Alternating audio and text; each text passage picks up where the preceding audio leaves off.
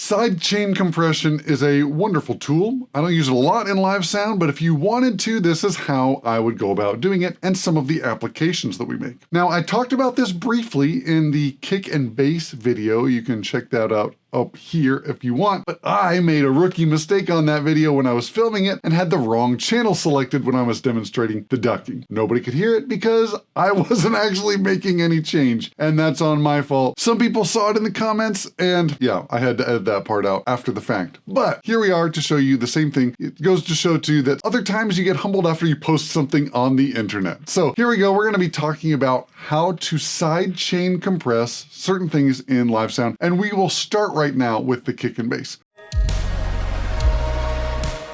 Before we do though, if you are new to the channel, my name is James. I help church sound techs, worship leaders, and tech directors eliminate the mystery and frustration when it comes to sound at church. So if that's you, you found the right place. And we do all things audio for keeping it simple for volunteers so that it's easy and accessible. So let's talk about why you might want to sidechain something. Sidechaining is a way of pushing down one input when another input comes into play. So in this example, we're using the kick drum to push down the bass guitar temporarily, so the kick drum can take care of that low frequency energy for a moment while the bass can remain at the sustain, and they're not fighting at that one moment. So by turning down the bass, we get a little bit more room for the kick drum to hang out and live in that low frequency spectrum. Let's take a listen to this one. Now I have exaggerated the low end on the bass a little bit just to be able to make it a little bit more apparent. And if you're listening on your phone speaker, it's probably not going to come through. Probably not even on your laptop speaker. You're going to need some headphones or a nice set of studio monitors to listen to this one in. That being said, also don't get so critical of my mixes. I'm just trying to show you stuff, not make sure that it's the most polished thing ever. So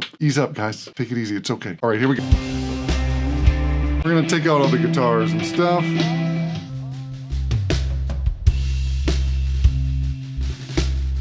And now that we have the bass selected for real, we're going to go to our compressor first. This is where I like to set my overall compressor. On the wing, we can actually choose which dynamics module we want in which slot. A lot of consoles have it locked in where it has the gate first, it has the compressor after, and that's all you can do. With this, we're putting the compressor first because I want the dynamic range of the bass to be nice and sustained without the ducker doing its thing before that compressor does its thing. You might make an argument either way, but we're splitting hairs at this point. I put my compressor first for my normal bass tone compressor, then I'm going to put the ducker after. So here I've got the compressor, it's my normal compression settings. Next, I'm going to go to the other one and I'm going to choose the ducker. If you're on the menu here, you can see it's the second one there. A ducker is going to turn down the signal when it gets above a certain point, or we're going to choose another input to make it do that thing. So on the wing ducker, we're going to go to our key source and we've selected channel 1 or our kick drum for this. So when the kick drum hits, that's what it's going to look at to say when I'm going to turn it down. Okay, so we've chosen our kick in, and you can choose where you want that to tap or the signal that it wants to look at. So let's say you had something and there was a high pass filter on something, it might be after the input. If you want it to be after compression or EQ or whatever, it could look at the signal after it's been processed there, but the input is going to work just fine for this. We're going to keep the key tap on input for now, and we could filter that as well. Now, I did get a question about this. Sorry for the bunny trail early on in the video. Somebody asked in the last video, well, what happens if you just have one input for your electronic drum kit, or maybe a stereo input, but you don't have a separate kick drum? How would you do that? If I was going to do that, I would go to my key filter and I would actually make it so that it's a band pass or a low pass, but I would take this and move it down to where just the kick drum's fundamental frequency is making that bass guitar turn down, right? So right around 50 hertz is probably the only drum that's doing that is the kick drum. I would focus it that way so that just the kick drum could turn that down if you're wanting to experiment with this. So that's that one. We're going to take this back to flat for now.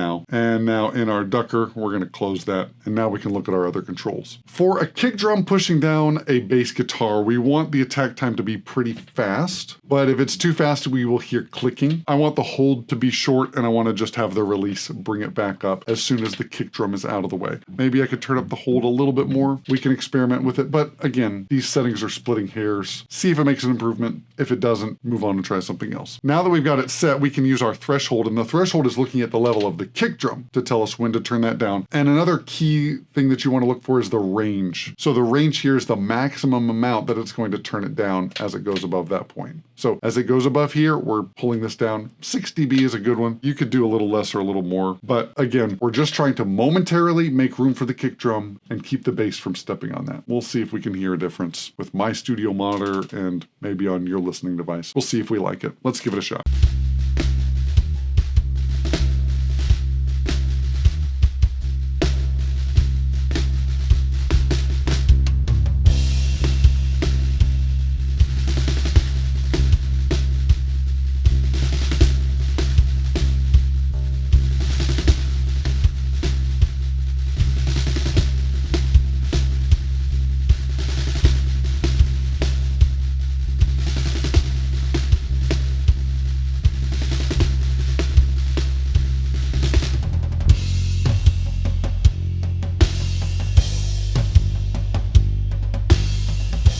It's subtle and it's a lot of trouble, so that's why I don't normally do it. But if you need it and you're going for that extra little bit, you can try that. Now on the wing specifically, you can actually use a dynamic EQ to do it so that maybe just the low frequencies get pushed down. So let me show you how to do that. We go to our models here and we go to dynamic EQ. We can choose this. We want it to be above and we want to use our gain to be the amount that we turn it down. We're going to choose our frequency and we're going to take this down to, I don't know, somewhere 70 hertz, 80 hertz, somewhere around there. And a medium Q is fine. I don't know if we can change the, we can change the filter type or the shape. So we could do flat, but that's not as helpful. We're gonna do band pass and adjust that bandwidth there to make it a little bit more wide so that the note that the bass is playing gets out of the way of that kick drum. We'll see how that sounds. Our attack time, again, we want it to be pretty fast, but not 0. And we want our release time to be pretty quick, I don't know, 100 milliseconds. And then we're going to be able to use our ratio, I turned it up a little bit, and our threshold to adjust how much low end it's turning down on the bass just when the kick drum is hitting. So this is a little bit more targeted on just low frequencies, not the overall kick drum. So then maybe the attack or the kind of plucking sound of the bass still is there initially, and then it comes back after the kick drum ends. Again, our release time is going to be helpful with that.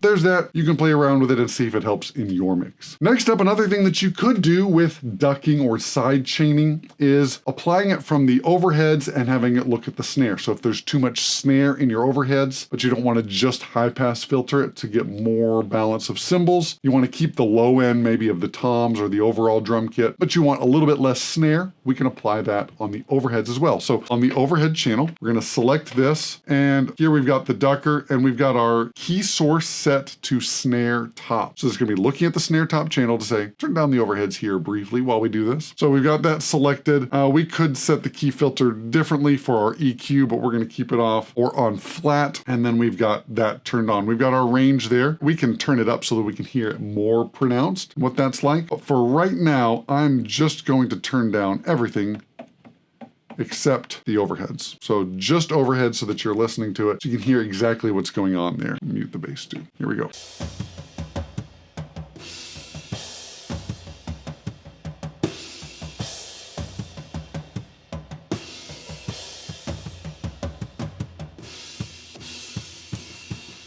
Now it's kind of messing with the cymbals as well when we've got it this much.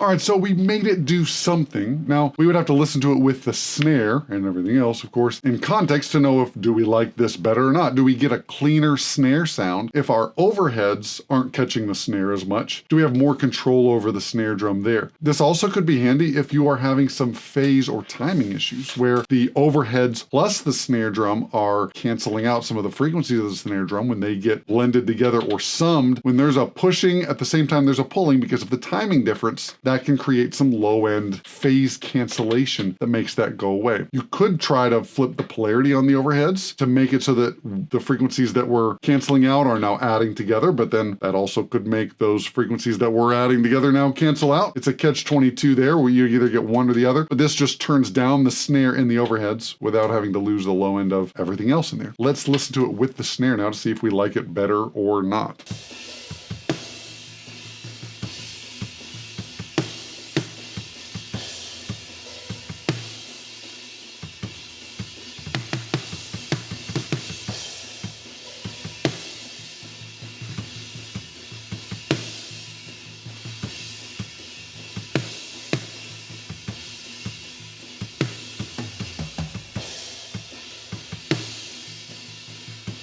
For me, the jury's out. It really is going to depend on your space, your drum kit, your mic placement and timing. Lots of factors go into this, but this is one more tool that you can try. Now, the last thing that I'll do is kind of more of a creative effect. I'm going to show you how to make your vocal effects duck when the vocals are singing, but come back up when they're not. That kind of makes them able to get more out in front, right? You can use a lot more of them, but they're not going to cover up or drown or muddle up the vocals. Muddle up? I don't know if that's the right word. I feel like that's kind of like smashing sugar and lime together in a glass for a fun drink. But anyway, I digress. Let's show you how to do that and how we might have to make a little bit of a workaround or something that works for this particular setup the way that I've got this board laid out right now. And you can figure out some workarounds for you as well.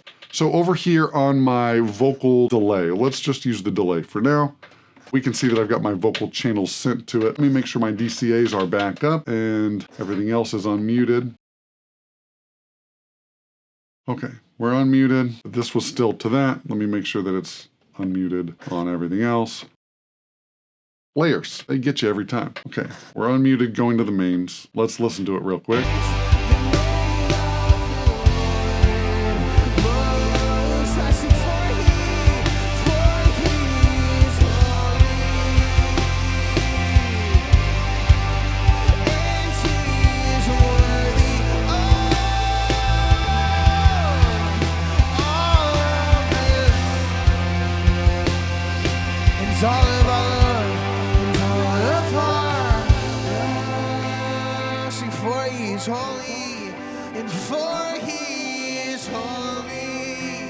So that's a lot of delay coming out. And maybe that's fine when they're not singing, but we don't want it to cover up when they are singing. Here's how we do it. We're going to go to our delay. So I'm going to go to my bus masters and choose my vocal delay. And I'm going to put on the ducker. I'm going to make sure my key source is a vocal bus. I think you can only do output channels on an output for your key source. So we're going to choose our vocal bus. That's the bus that I use to send to the broadcast. So for my broadcast setup, I set up buses for drums, instruments, and vocals, compress those, and then send them to a matrix. It's a little bit complicated to think through, but after it's set up, it's very easy to just adjust and make your broadcast make it sound really good on the fly. That's not the point of this video though. So I have a bus that's all the vocals going to it. So when the vocals are going to it, we can have the vocals push down the wet signal or the return for that delay. While they're singing, it's not there. While they're not singing, it comes back up. Let's listen to it. It's probably not what I would choose for this song, but hey, we got to demonstrate something on something. Here we go.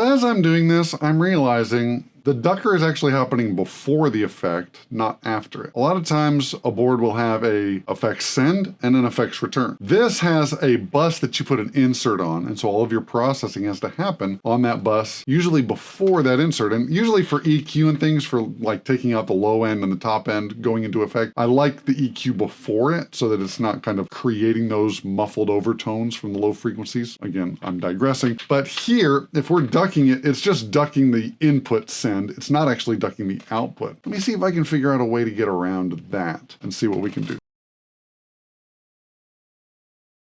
So after a brief moment of digging, I can't find anywhere to move the ducker effect after the effects. So you can't add compression to your reverb or delay, even though you might want to. You can't do it on this board in this particular way. So although this would be fun, it's not exactly feasible with this setup. I'm sure we could make a workaround if we really wanted to, but that's where we are for right now. But you've now got the idea to see if maybe you can work the routing on your console to make all of that happen if you wanted to. If you want to be able to play around with stuff like this without having to have the band present, I highly recommend setting up virtual sound check. It's a way that you can play tracks back through your console without having the band to be there so that you can play around, you can make stuff sound weird, you can mess it up, and you can really grow. I made a free virtual sound check challenge that you can check out through the link down in the description below. It's totally free and it gives you a lot of step-by-step directions for getting it all set up. If you like this video, give it a thumbs up. If you've ever been humbled on the internet, give it another thumbs up and hit subscribe. As always, remember, it's all about the low end. Avoid the sound tech solo and nobody leaves church humming the kick drum. We'll see you back here next time on Attaway Audio.